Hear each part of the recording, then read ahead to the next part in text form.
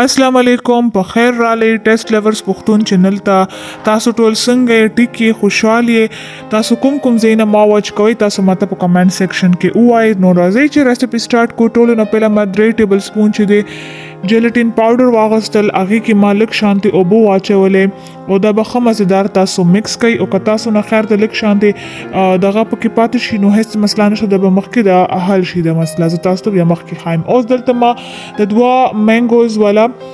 کیوبز اغستی دي هغه ما ګرایندر کې واچول 2 کپس پیمه پکې واچول او د سی هاف کپ چې دی چینی پکې اچوم چینی چې تاسو خپل ټیسټ مطابق کم اډ کوئ شي دا به تاسو خو مزیدار ګرایند کړئ یو دکچی ته به واچوي او دې کې هغه جیلټین چې مونږ مکس کړو په اوبو کې هغه بم تاسو دې کې واچوي جیلټین چې دی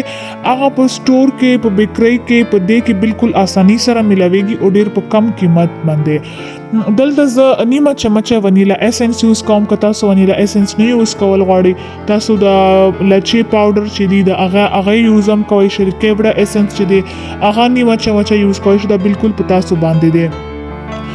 او تاسو که په دې چینل باندې نوې او تاسو ته زما ریسپی خوند درکوي نو تاسو زما چینل چې دی سبسکرایب کړئ او تاسو ته همیشه وایم چې تاسو زما چینل اله سبسکرایب کړئ چې تاسو ریسپی خوښیږي او اوس دلته چې دی ما جیلټین پاوډر پکې اډ کړلو اوس به دا چې دی د به مونږ مکس کو خو مزیدار او د به مونږ په چولې باندې کېدو او د په کم اور چې دی د به مونږ د یو 4-5 منټ به دغه پخو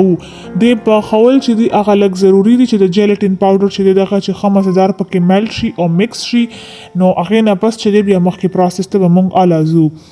نو او دا خیال کې ساتئ چې تاسو دا دلته فلیم چې دی هغه به تاسو خو لو ساتئ اوس دلته ما دا ډیش اغسته دي تاسو هر قسم څنګه هم ډیش تاسو اغسته شي هغه کې تاسو واچوي او تاسو واچول نه پیله تاسو به دا چاڼ کوي چې څه شي هم داسې پکې پاتې چې هغه ته چاڼ شي او دا بالکل سموث د جیلی شانتي مخکې چې جوړیږي هغه د سموث جیلی شانتي جوړ شي چې بالکل څه شي هم پکې پاتې نشي دلته چې ما چاڼ کړلو ما زر مکس کړلو او دا پروسس چې دی دا به تاسو جلدی کوئ ځکه چې دا جم کول بیا سٹارټ کیږي دا به تاسو یو شپه د پاره په فریج کې کېدی یا 8-9 غنټې تاسو 8-9 خو خیر ډېر زیات دي 6-7 غنټې تاسو فریج کې کېدی دلته زما او د نیکسټ ډے ولا درته خایم رزلټ چې زمونږ دا ډیش څرنګه جوړ شوی دی دا سویټ ډیش دی او ډیر ښایسته ډیر مزیدار ډیش دی او ډیر په ټیسټ کې هم ډیر ښایسته دی تاسو میلمنو ته سرو کولی شئ تاسو ډیکوریشن خپل مطابق هم کوئ شي مالک شانتي د ډرای فروټس والا پاوډر په دغه کړي چھړکاو کړي دي